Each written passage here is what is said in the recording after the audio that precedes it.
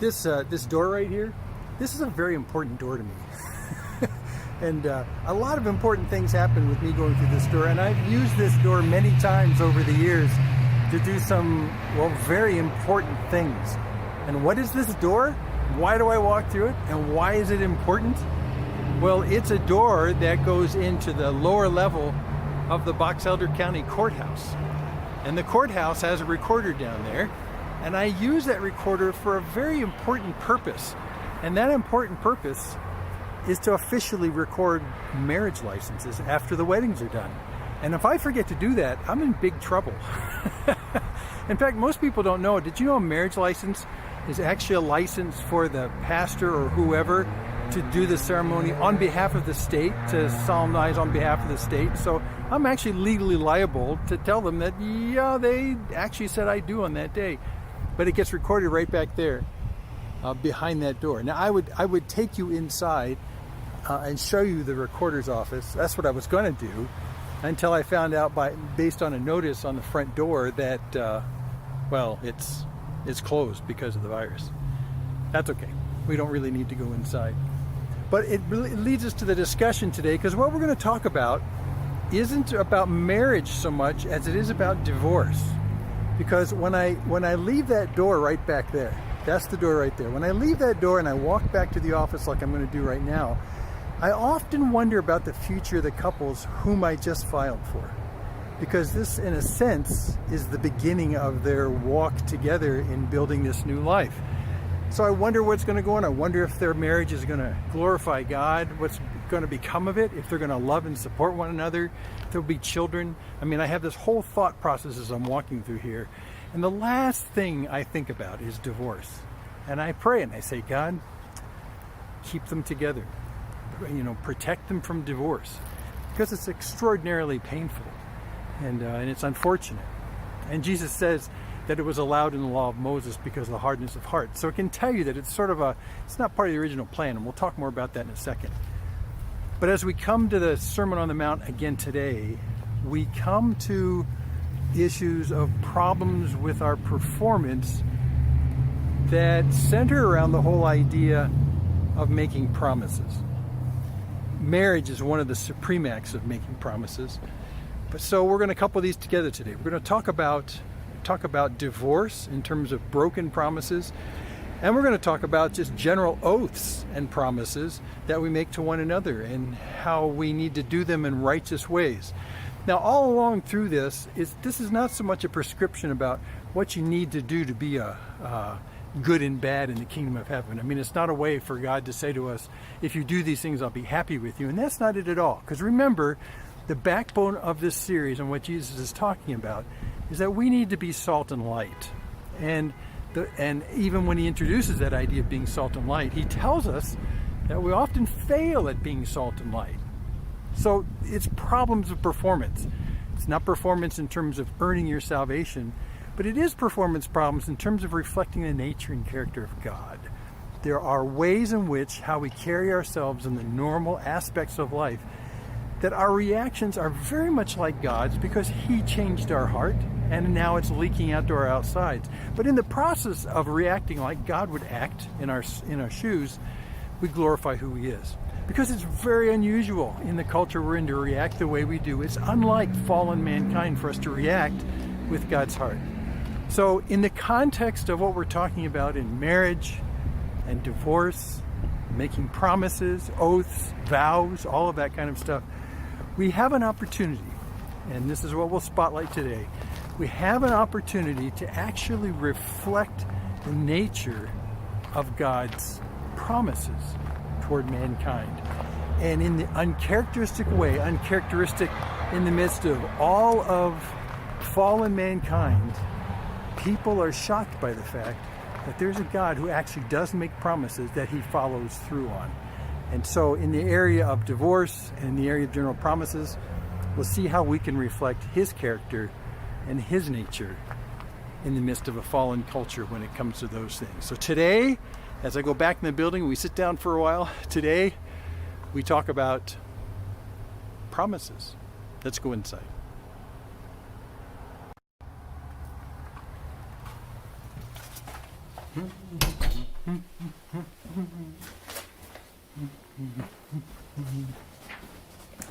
And we come into the big room. A little sneak preview toward the spacing of the chairs. You notice that, you know what? It's so nice outside. I think I changed my mind. Hold on.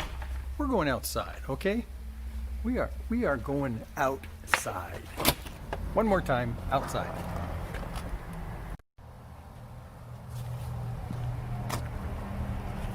Oh yeah, this is better. This is much better. By the way, did you know that our wall is this wall right here is a long sought after photography spot for students. Usually for prom pictures and stuff like that, you'll see them up against this white wall all the time. So that's what we're gonna do. We're gonna shoot right here and see if the road noise will be kind to us. Yeah, this will work. We'll trade here. So I said what we're going to talk about is promises, and specifically promises as manifest in marriage and broken in divorce, and also just in general. And that's next in this hillside homily, we like to call it. So what did he do? Let me just read the divorce passage to you, and we'll just jump right in. So we're in Matthew 5, chapter 5, verse 31. It was also said, "Whoever divorces his wife, let him give her a certificate of divorce. But I say to you that everyone who divorces his wife except on the ground of sexual immorality makes her commit adultery. And whoever marries a divorced woman commits adultery." Well, this is not an exhaustive passage on Jesus' part as it pertains to marriage and divorce. There's a more detailed passage over in Matthew 19 later in Matthew's gospel, and we'll refer to that for a second. But what he gets to right here, first off, is he says that what is agreed upon you as a normal course of affairs, what's the only thing that's required of you in order to do a divorce is to provide a certificate of divorce. And they get this from Deuteronomy 24. So in Deuteronomy 24, there's a passage that really has nothing to do with a comprehensive handling on what the requirements of divorce are all about. But it says in Deuteronomy 24 that when a man takes a wife and marries her, if then she finds no favor in his eyes because he's found some indecency in her, and he writes her a certificate of divorce and puts it in her hand and sends her out of the house, and she departs out of the house, blah, blah, blah, blah, blah, and it goes on. In fact, the passage goes on for a handful of more sentences and talks about who she can and can't marry. It doesn't really give an exhaustive idea of what the reasoning is for when she can and cannot be divorced. But it does say that if the husband finds some indecency in her, and that started, well, to this day, has started an entire debate between two strains of Judaism. And remember I talked about the Mishnah last week, all the commentary on the Torah, because this is Torah, this comes out of Deuteronomy. Well, one strain says that this indecency can be as simple as just burned food for dinner. So if in fact the husband comes home and she burns food for dinner, then that's cause enough of indecency. All he has to do is just write her a piece of paper, a certificate of divorce. That's good enough, and then he can put it in her hand and march her off, and he can find a new wife. Another strain of Judaism, the more tolerant, kinder side of Judaism, says basically, no. Look, when we talk about indecency, what we're talking about is actually sexual immorality.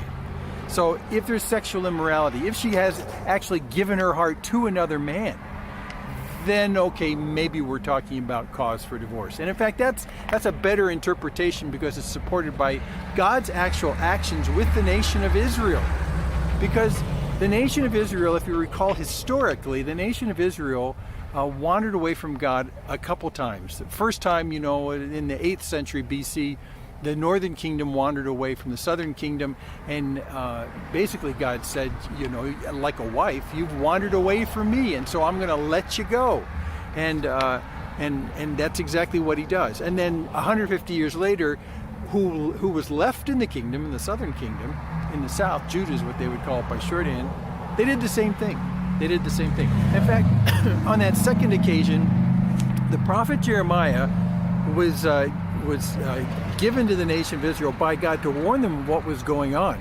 Later on, at the end of Jeremiah, God says, kind of in summary of where things are going to go, he says, in the end, there'll be a new covenant. And we quote this all the time. There'll be a new covenant. This is Jeremiah 31 again, but 32. But listen how God takes the approach almost metaphorically that his relationship with Israel is that between a husband and a wife.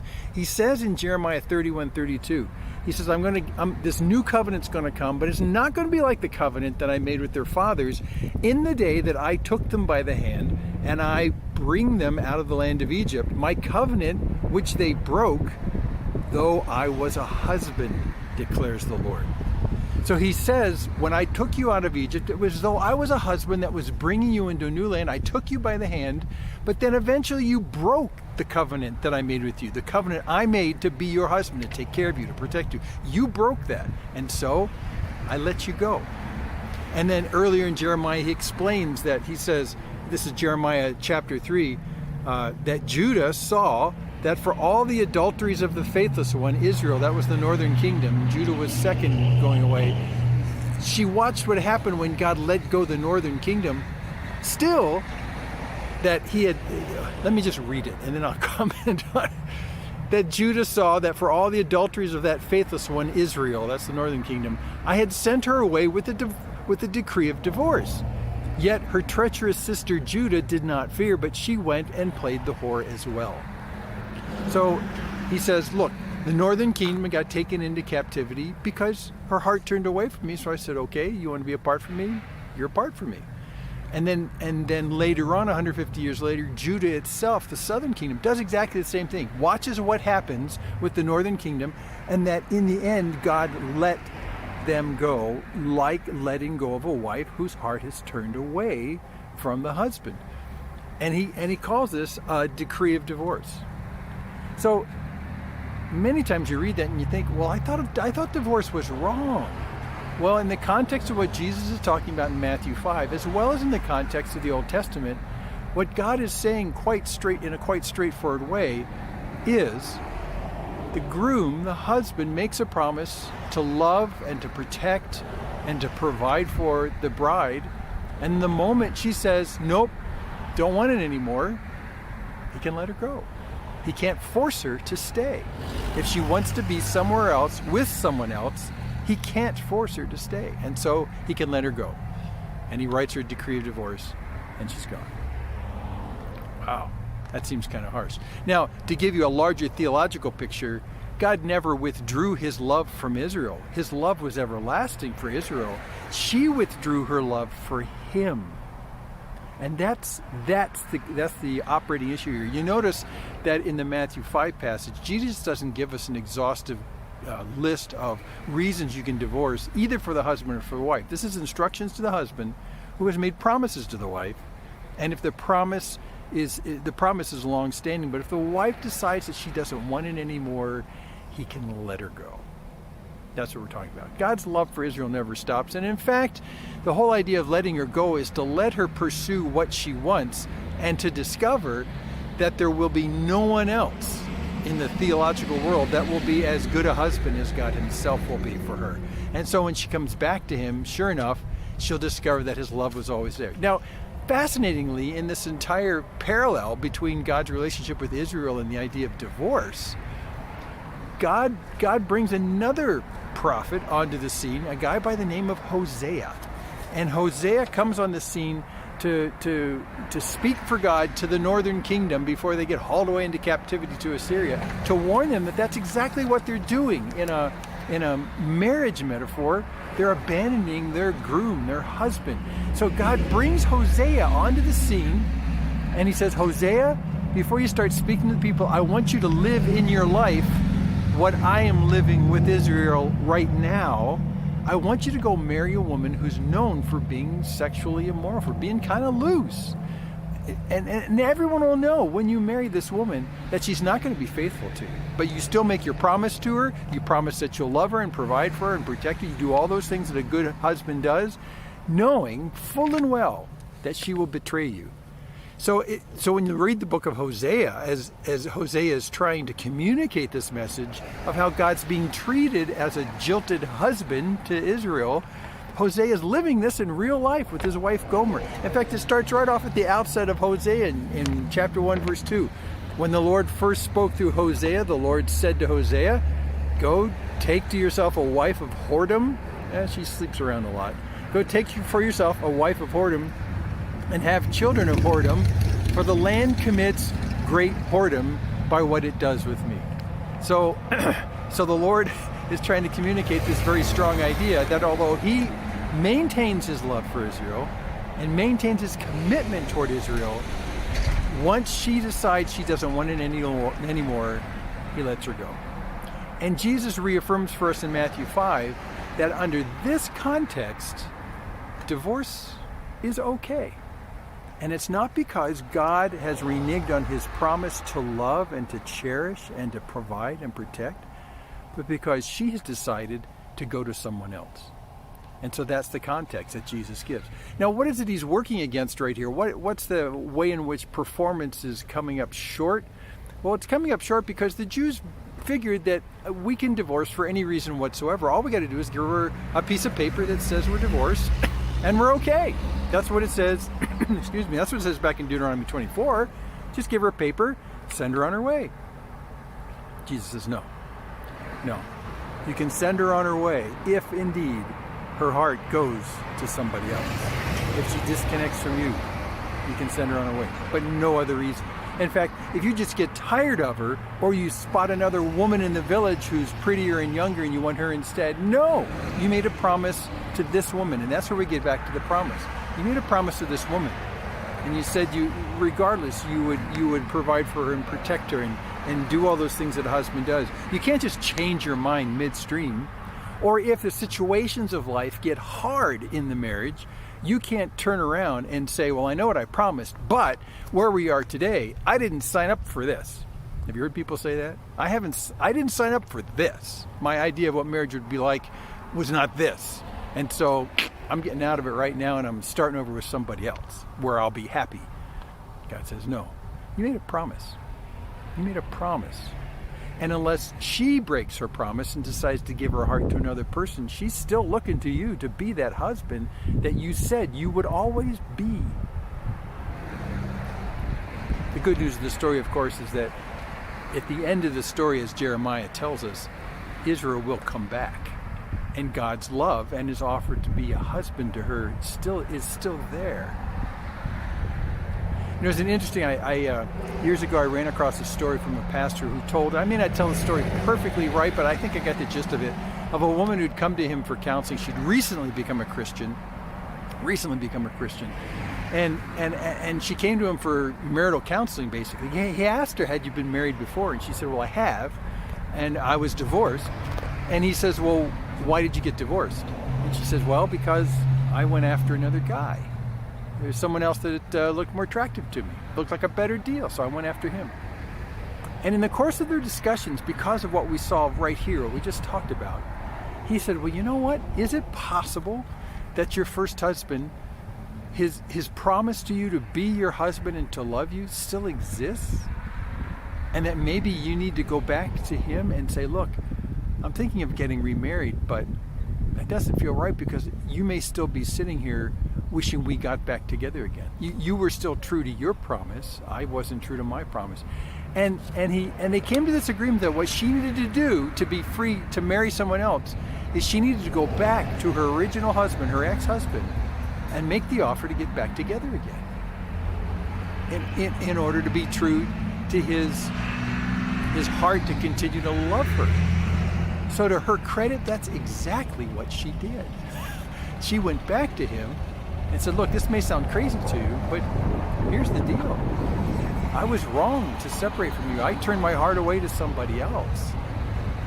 And all along, all you wanted to do was be my husband and to love me and to cherish me, and provide for me, and protect me. And I thumbed my nose at you and said, no. So I'm here right now to ask you, if you want to get back together, I'll agree to that. He was shocked. And of course, in the end, he says, no, it's been years. He hadn't remarried. He had been hurt. And he appreciated her apology, a gigantic apology, by offering to remarry. But he says, no, we're way past that. So you are free to go marry this other guy. And in a way, he gave her that decree of divorce, saying your heart's gone someplace else. I think that's just a fascinating application of all this.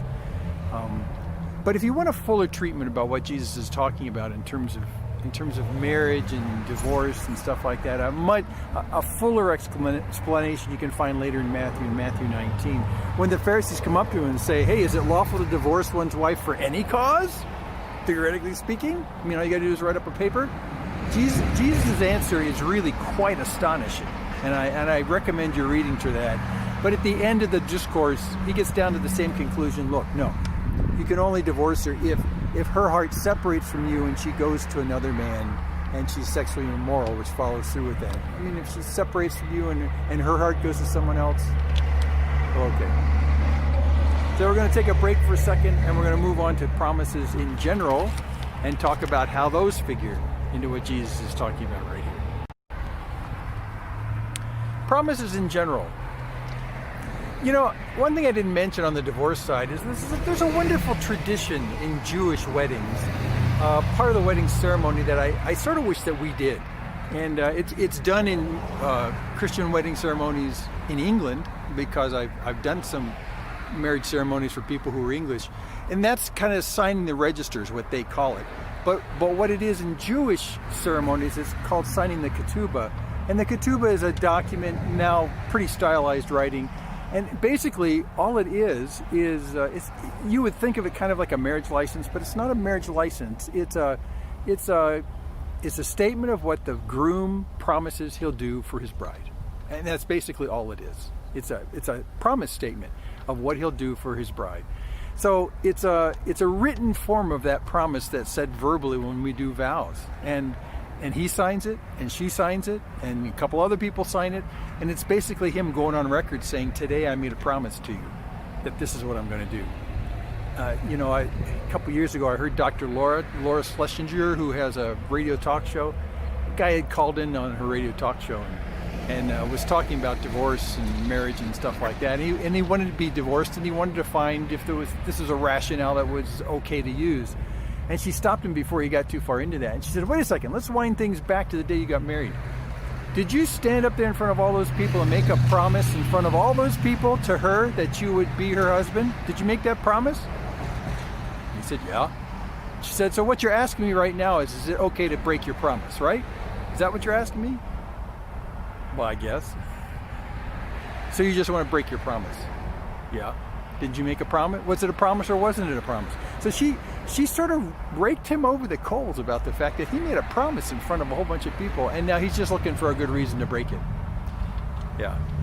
Promises in general are statements about what we're going to do in the future. And so Jesus moves on to these statements about what we'll do in the future as he moves on to oaths in general. Let me read the passage for it. It's in verse 33 of Matthew 5. Again, you've heard that it was said to those of old, you shall not swear falsely, but shall perform to the Lord what you have sworn. But I say to you, do not take an oath at all, either by heaven, for it is the throne of God, or by earth, for it's his footstool, or by Jerusalem, for it's the city of the great king. And do not take an oath by your head, for you cannot make one hair white or black.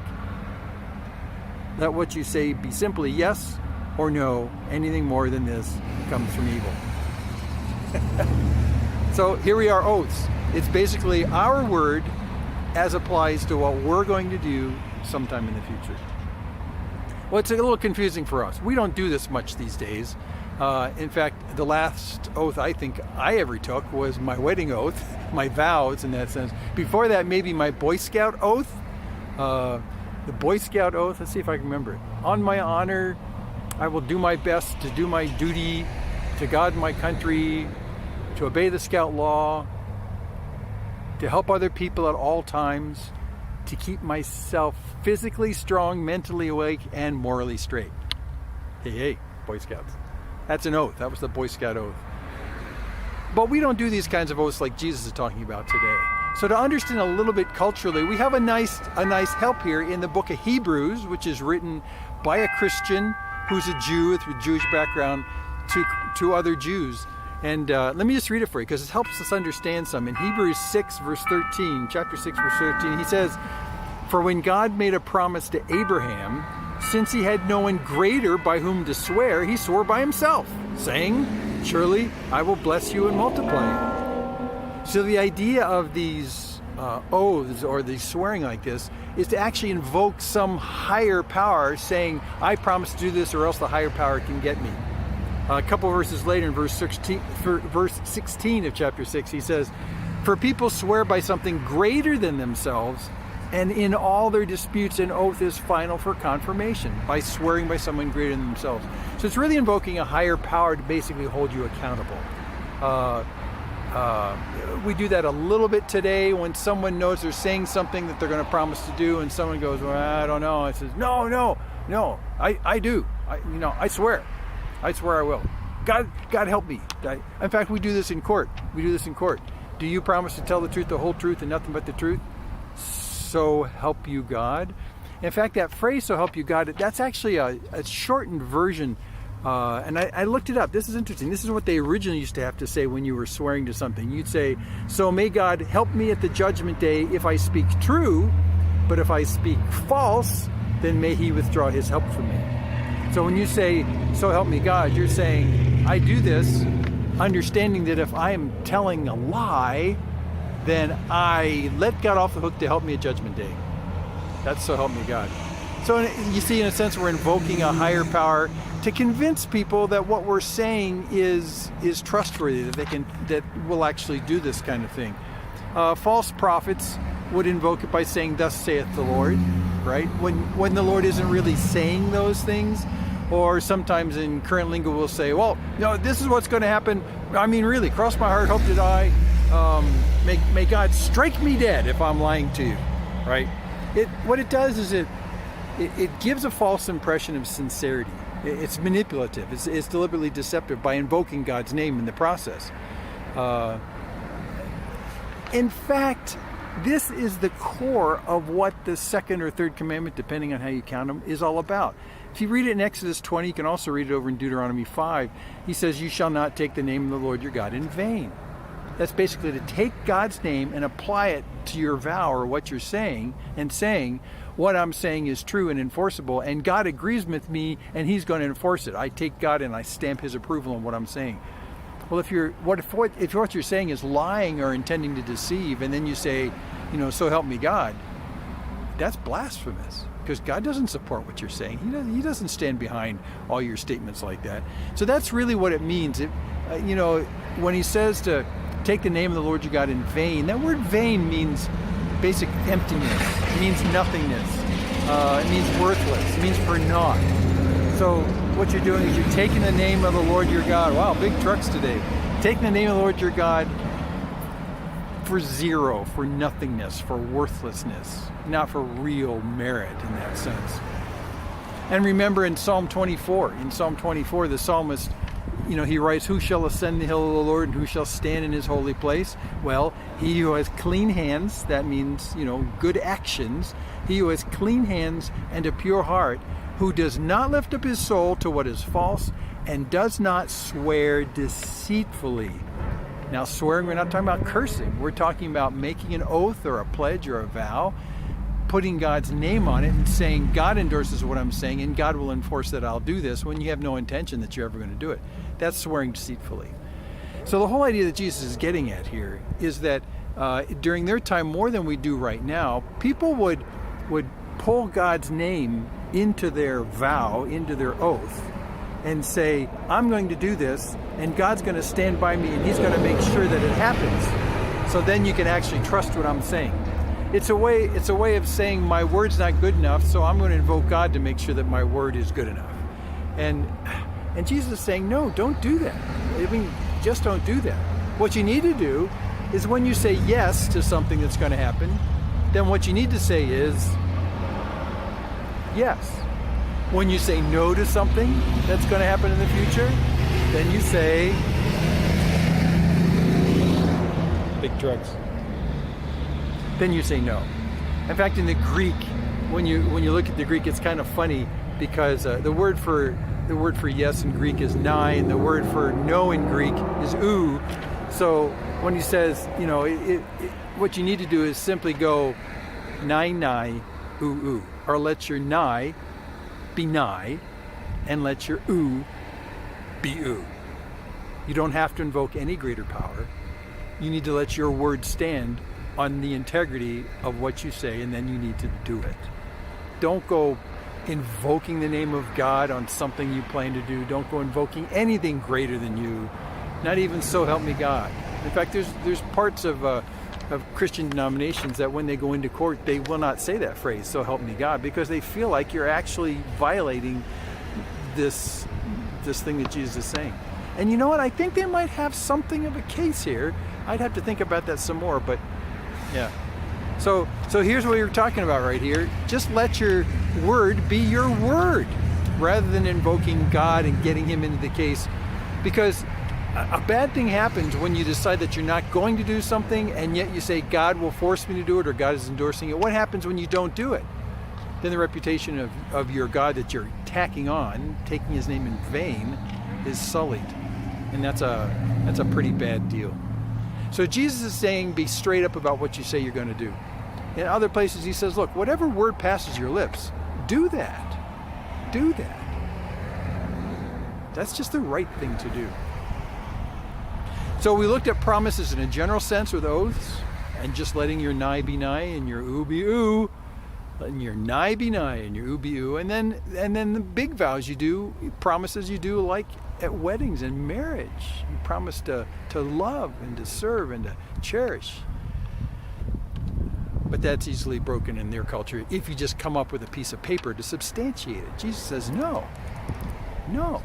Only in the case that she withdraws her love from you can you do that. But otherwise, you made a promise, man. Like Dr. Laura says, you made a promise. You need to do that promise. That's the deal. And don't look for reasons to break that promise. Let me wrap up here in a second, and we'll see if we can get a general sense for why, as we talked about before, this is a problem in performance, but it's a problem in our ability to glorify who God is because we do these silly things with our promises. Why is that such a big deal?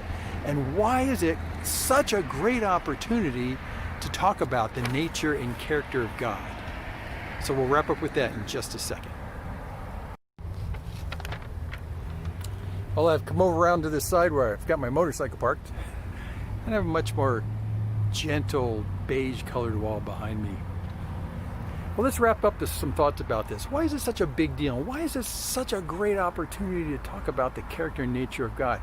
How can we be just extraordinary salt and light into the nature of God in circumstances that seem to be without any knowledge of God at all? You remember John 1:1? Remember, John writes about Jesus, in the beginning was the Word, and the Word was with God, and the Word was God. Now stop. Word. What we're talking about when we're talking about promises, about what we will and will not do in the future, let your nigh be nigh and your ooh be ooh, is you're putting out your word. Are you good to your word? Because it turns out a chief characteristic of God is that when he speaks, it will happen. I mean, that's a chief characteristic of this God. When he speaks, this will happen. There's no difference between the two. In our parlance, we use the word integrity to say that what a person does and what a person says are one and the same. They're not hypocritical. They don't say one thing and do something else. They're integral. They're one and the same.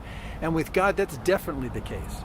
With God, God is the only being in the entirety of anywhere whose word becomes reality instantaneously.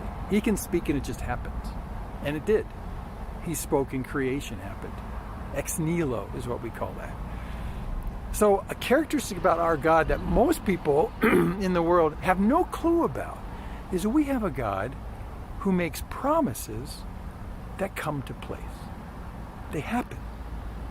They happen. And there's never a case in which God makes a promise and it does not happen. That's who he is. So the degree to which we act that way, we start to point people to the fact that we have a God who acts this way with us. He made promises to me and they've happened. He doesn't change his mind. He loves us. When he says to Israel, I'll be a husband to you, but if you break faith with me and decide to go somewhere else, I'll let you go.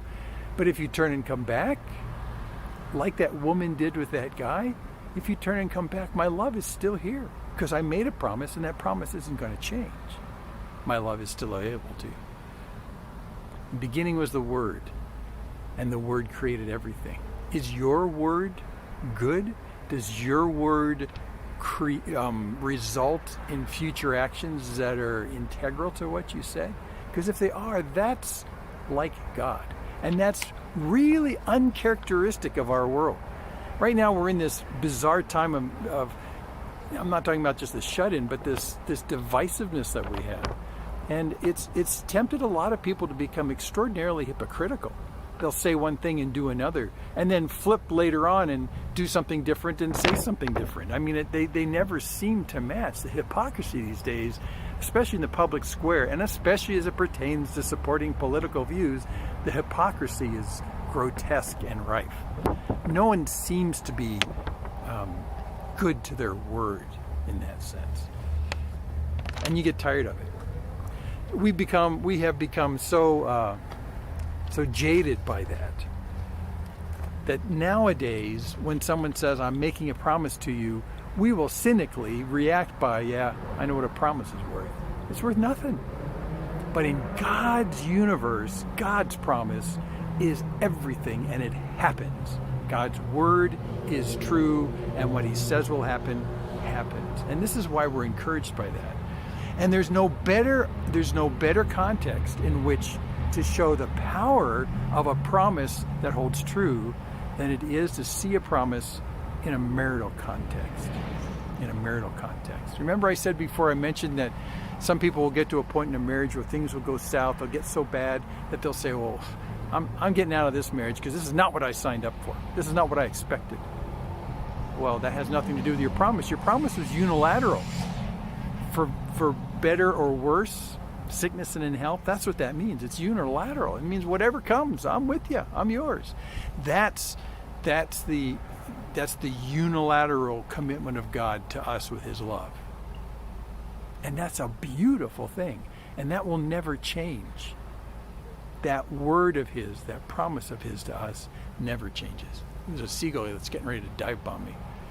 That's why this is so incredibly important, because the world needs to know that we have a God who not only keeps his promises about everything that he does, but he especially keeps his promises in regards to his love for us. And that's why it's so powerful. Let me give you one illustration before we sort of close out. When we were living in Spokane, I met a fellow by the name of John Schlenner. And John and Fran had been married for a long, long time when I met him. He was in his early 80s when I first met him.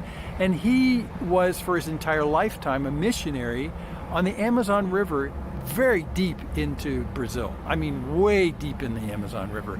He and his brother Paul decided after World War II, after they both got married, that they would be missionaries in areas where God had never been heard of. So they sort of said, well, let's go up the Amazon as far as we can, and we'll raise families there right on the Amazon. So that's what they did. In fact, if you want to read more about it, his brother Paul wrote an incredibly great book called A Port of Two Brothers. And it turned out that their little spot on the Amazon was a port, and it was called the Port of Two Brothers. Their wives were with them, and they raised their kids there. In Spokane, where we lived in Spokane, one of the daughters of John Schlenner actually lived up the road from our church. I mean, she was raised in the jungles on the Amazon River, and it's astonishing to me. But she lived there, and when John and Fran got up there in age in their 80s, they needed to stay with her in their later years. And so John would come down to the church, wonderful man. And one day, I remember, he came into my office, and he plopped down in a chair across from me. I didn't have much going on, so it was always a delight to talk to him. Kind of a smaller guy, dark-haired, talked a lot with his hands when he talked, very enthusiastic, gravelly voice. And on one of his hands, he only had two fingers and a thumb. Half of his hand was gone because when he was in World War II, he was a bombardier, I think it was, or a navigator on U.S. bombers over Europe during World War II. And a piece of flak from an anti-aircraft gun took off half his hand and left him with his two fingers here and a thumb. And so when he gestured, it always kind of looked like this. You remember funny things. Anyway, why did John come into my office? Came into my office because he says, I'm going to go see Fran today. Now, Fran had gotten well ahead of him, feeble and difficult. and her health was failing. She was losing her mind. I mean, it was a sad kind of decay. So instead of living together in a little house that her daughter had built for them behind their own house, Fran had to go into a care facility. So John was on his way to this care facility that day, and he plopped down in my chair with this grin on his face, and he says, "Let me tell you what I'm going to do for Fran today." And he started to grin, and he started to giggle as he's thinking about how to tell me this great idea that he's come up with. I mean, I still chuckle when I see him sitting there just anticipating what he's going to do. And he told me this wonderful thing he had planned to do. He hadn't executed yet. He had to go out and buy some stuff. He just planned to do this and then drop it on Fran later that day and absolutely delight her. Just delight her. I forgot now what it was he was going to do because he was so excited. All I could do was watch his animated face and his animated hands as he just couldn't contain himself with what was going to take place. And as he's talking, and as I've looked back at him talking all these years later, I remember him saying in the midst of that, he says, I made this promise to Fran when we first got married that I'd love her. And so even though today she's sort of laid up in a care facility a couple miles from here, even though she doesn't recognize most of the people that come into her room, she still recognizes me. And even though she's frustrated with her state in life and the restrictions in her life right now, I have made a promise to myself that every day I see her, I am just going to delight her. And I'm going to surprise her in my delight. So now in his retired years, here in his early 80s, this was his job every single day, was to go and delight Fran in whatever way he could dream up. And he had come up with such a good idea, he had to share it with somebody, and so he plopped in my office. And with giggles and grins, told me what he was going to do, and he knew she would love it. A week after, when I saw him, I said, "Hey, John, how'd it go?" And he starts to giggle again, and he says, "She loved it. It was great. I got another idea, Jim. I'm going to do this next time." And he went on to something else. He had made a promise to Fran when they got married to love her. And even though she was in a state of life right now that made that difficult and a burden and really not what he had signed up for, he had said to himself, "But this is what I signed up for, and I'm going to do this." Because love persists. Love doesn't say this isn't what I signed up for. Love says I love regardless. And not only that, but he'd made a promise to himself that he would delight her every single day he had the opportunity. You see, when you take promises and you put them in the context of love, you realize that real love has no weight to it without promises fulfilled. And that's why we can have such an incredible salty influence on the people around us when we are true to our word. Because when we're true to our word, we start to display the fact that God himself is true to his word to love us. And that's what thrills me about the love of God. I mean, I can fail in so many ways, and I often do, and distracted by many other things that tempt me. But in the end, God still says, "But I'm here, and my love has not been retracted from you, and my promise to you to love you has not gone away." And yes, you, like Hosea's wife and like so many other people in life, may betray the ones who've made these commitments to them. But he says, "My love for you is always here. Always here. Even in the face of my failure tomorrow to walk away from him for whatever trivial reason that might be." That's what delights us. And that's what the world needs to hear as we demonstrate exactly that by what we do. Hi, Mike. I'm doing my recording. I'll be done in a second. Okay. Hey, don't hurry. Okay. You're good there. Okay, great. So let me wrap this up. Has God made promises to you? Of course he has. And the fact that those promises are solid and they're connected to his love for us totally delights us. And this is what we demonstrate when we're good to our word with other people as well. not being quick to let them go. John 14, Jesus says, if I go and prepare a place for you, I'll come again and I'll take you to myself, that where I am, you may be also. How about that for a promise? Will he do it? Yeah, he will. His love fulfilled and comes to reality will happen. That's the kind of love we need to tell other people. Philippians 4, Paul says, and my God will supply every need of yours according to his riches and glory in Christ Jesus. Every need. Do you believe that? That's the statement of a husband providing for a bride. He'll provide everything you need in Christ. He will. He will. And one last passage is from Isaiah 41. He says, fear not, for I am with you. That's again a statement of a husband. The whole idea is we walk through life together. Fear not, I'm with you. Be not dismayed. That's a confusion statement. Be not dismayed, for I'm your God. I will strengthen you. I will help you. I will uphold you with my righteous right hand, with all that I'm capable of, and for the purpose of good righteousness, I will uphold you. That's as much a husband statement as I can find in all of Scripture. And that's God's love for you, like a husband. It's love backed up with a solid promise that cannot be broken. A solid promise. And so there God is. And this is exactly what the world needs to see in us. And that issue about the character of God's promises that are fulfilled and that back his love are actually demonstrated when we act in loving promises to other people that we carry through with. Now, we're not all perfect at it. I'll be the first to admit that I'm relatively scatterbrained and absent-minded about my promises I make to other people, and those sort of sadden me. So I find myself apologizing a lot to people. And that's not really the point, though. The point is that people sense your love toward them to the degree to which you follow through with your promises to them. Because it tells them that what you're doing is because you're committed to their best. And that's what love is. So without that, if you're quick to disconnect from people, which is what divorce is in many ways for selfish reasons, if you're quick to walk away from your promises to other people, the first thing that they hear to themselves is, I guess he doesn't care about me. And that's not the message we want to tell people. We want to tell people that it's because God's promises to me are consistent and powerful and unfailing.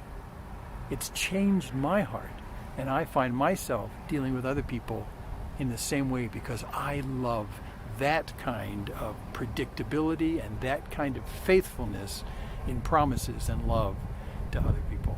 See how they glorify God? So Jesus says in Matthew 5, and make your good works shine so that they'll glorify your Father who's in heaven. And that's exactly what happens when we stick with our connections with other people and we're good to our promises. And it backs our love toward them. And it communicates that. Okay, we're going to move on in the Sermon on the Mount next week and keep talking about issues like this, how we can glorify God in magnificent ways because we're demonstrating his character in all things. And we are still talking about getting together and doing this live in the building, and so stay tuned for that, and we'll talk more about that. But in the interim, ask God in the context of the places you are and where he where he places you, actually, strategically places you, how you can glorify him through how you follow through with your promises to other people and how your promises to other people communicate your desire to see their good happen and how that draws them to an understanding that that is also, in fact, the nature of God himself. And that is great good news. Okay? So we'll see you next week. God bless you. Stay in there with us as we shelter and eventually come out. Love you. Bye-bye.